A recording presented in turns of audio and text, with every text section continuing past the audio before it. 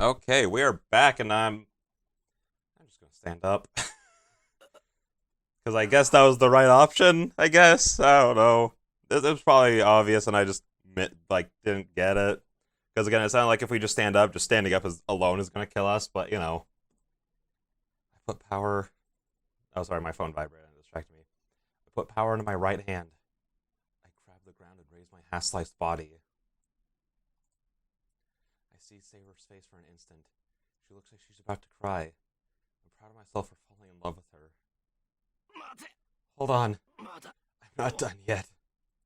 I raise my body with just one arm. My legs won't move. The magical energy that forced my body to move has depleted. The only thing that the only thing remaining is my beating heart, my organs screaming in pain. Oh, lingering affection. I would assume so. This treasure is beyond you. I understand how you must feel. It must be really vexing to have it taken away by another man. That does it. I can't stand his talking anymore. I'm saying don't talk to me. You're treating Saber as an object. I put power into my right arm. Is there metal in it? With a creaking noise, my body reacts to my wishes. I get up on one knee. Damn. Do as I tell you. I put power into my body. As I do so, the things I need to live flow out.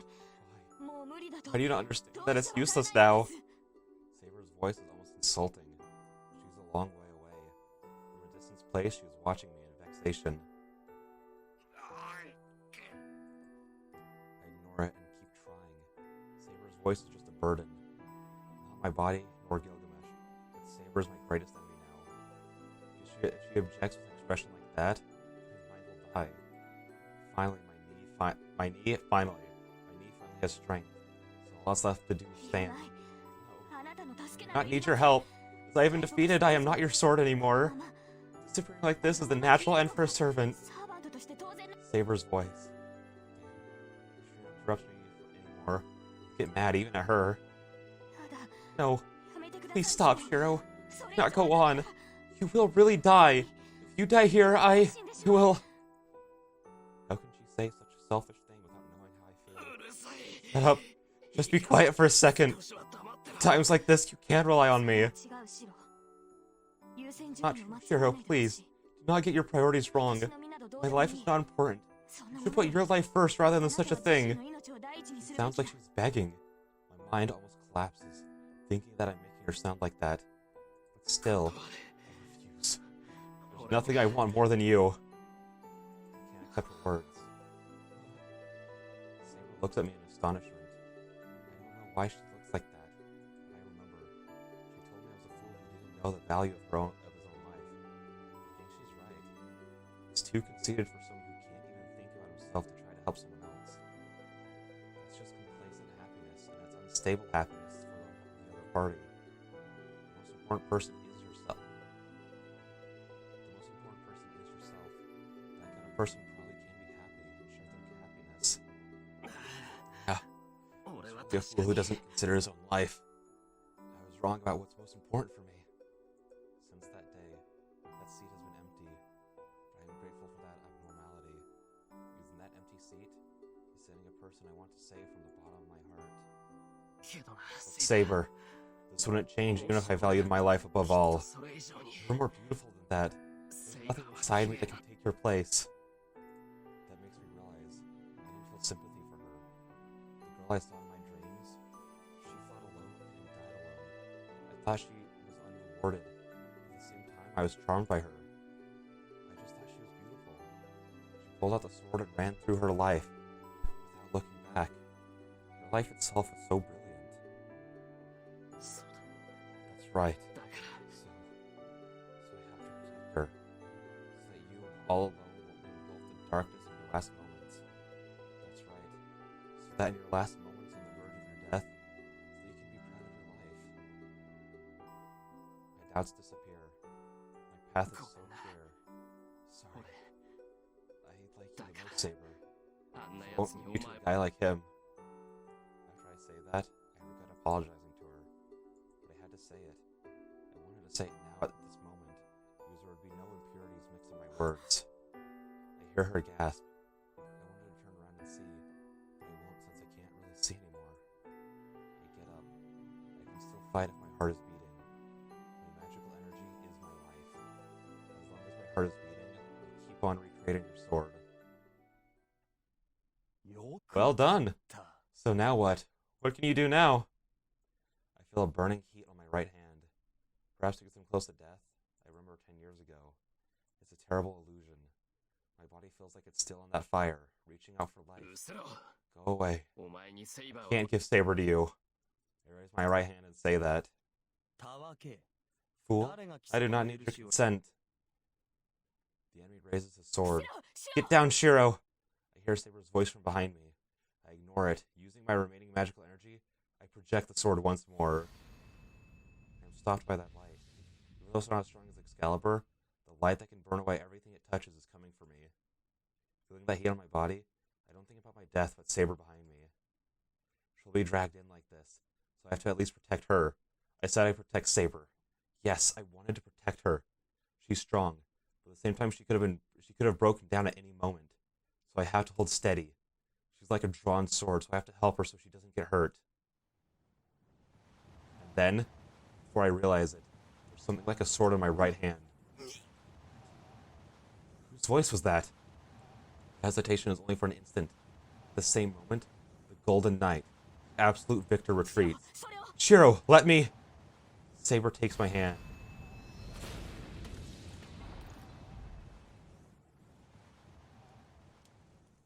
The rising light stops. Right beside me is Saber. Right before me is Gilgamesh, opening his eyes and bleeding. What? Oh, I think I know what's happening. But I'm not 100% sure. I don't know what happened, but I know this is a repeat of the battle against Berserker. Saber used something I made and defeated Gilgamesh's sword. A light pushed back his light and must have injured him, who was unscathed up till now. A frighteningly murderous intent. It feels like he needs to kill everything he sees in order to calm down. But the Golden Knight leaves silently. I don't even have time to be surprised. I don't know why he left, but even my fading mind knows that the battle is over. What? He just dipped? What? I thought that was like I think I know what the climax is, and this doesn't feel like it, but I was like, it's close enough that I guess it is. My knees give away. All the tension disappears and my body falls to the ground. Shiro! Saber instantly supports me. With Saber supporting me, I look down at my body. I let out a gasp. My wounds are so bad they cannot be treated. My body cut from left shoulder should have died instantly. This is too... I must be barely alive because of that healing power, but it must have its limits. My body is almost split in two. I'm sure nothing will be able to fix my body now. I can't even tell if I'm still breathing or not, and my consciousness is starting to fade. The end is near. But the fortunate thing is about Saber. I have a fatal wound, but it seems Saber is just fatigued. She is unarmed now, and her wounds are completely healed. So even if I retire now, Toussaint should be able to do something. The sound again. The sound as if my bones are creaking is coming from my body. I look down at my wounds. What? Oh! There are many swords. Oh, I did not expect this to happen in this route. Are layered on top of each other and crowding together to connect my separated body, making that sound. I feel dizzy. It feels like every bone in my body, every muscle in my body is made out of swords. There's no such thing. It must have been my imagination, as my body is just fine. As proof of that, my severed body is starting to connect, and my cuts are healing quickly. It's more like restoration than healing. This is more creepy than strange. It seems I'll be saved, but this is too... Seems to not die, Master. I hear Saber's voice by my ear. It's really close by. Well, that's great, but what's going on? Trying to finish, I'm assailed by dizziness. Then, my body is enclosed by soft arms. Aww. Saber? No. I finally understand. It is only natural for your body to heal. I can't stay conscious. It's because I produce too much magical energy. My tired mind wants to sleep right now. How strong is she? Saber wraps her arms around me and holds me tight.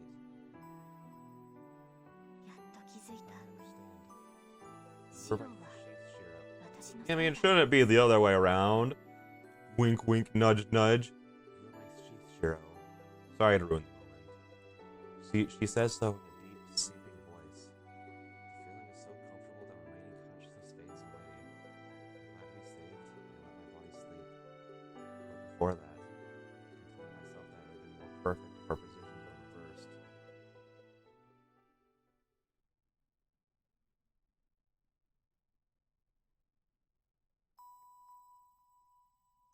At the end, I see the Red Hill once more. A red memory.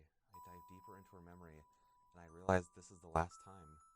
These are the memories of a night which I have seen many times. After becoming king and becoming the will of the country by killing her own will, her days were filled with neglect, even from her trusted knights.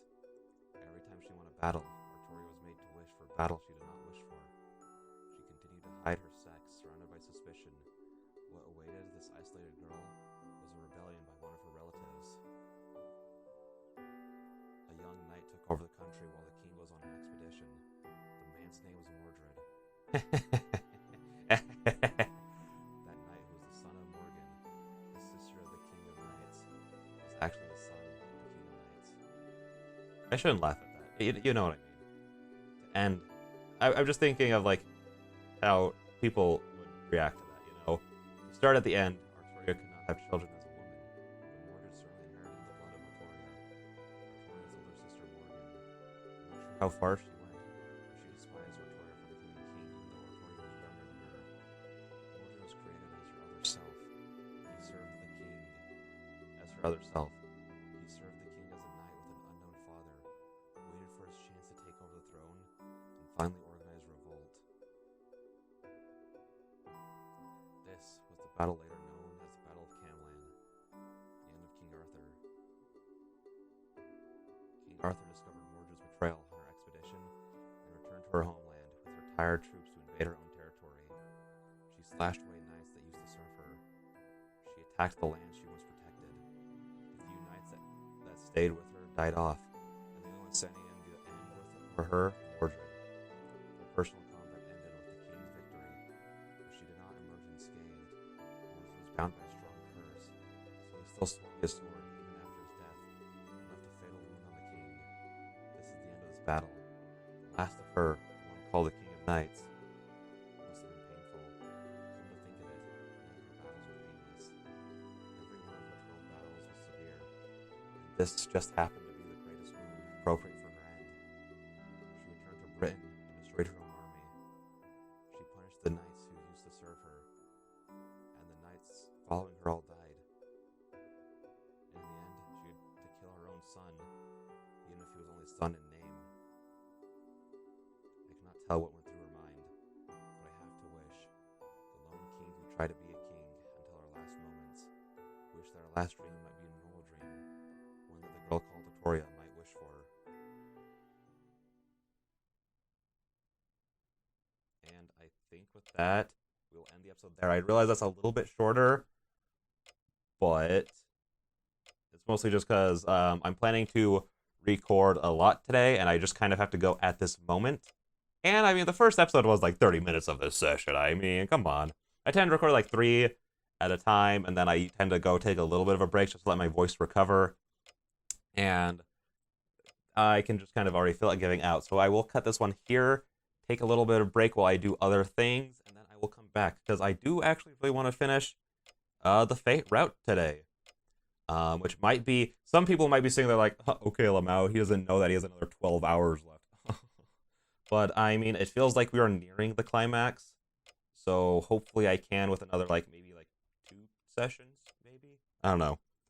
Again, the session is around 3 episodes, so anywhere from, again, a 16 to 30 minute episode, hopefully with around 1 to 2 more of those, we'll be able to wrap this up. It's not me saying like I don't want this to be over. It just feels like that's how much longer we have left, if that makes sense. But yeah, with that being said, I will see you guys in the next one. Bye-bye.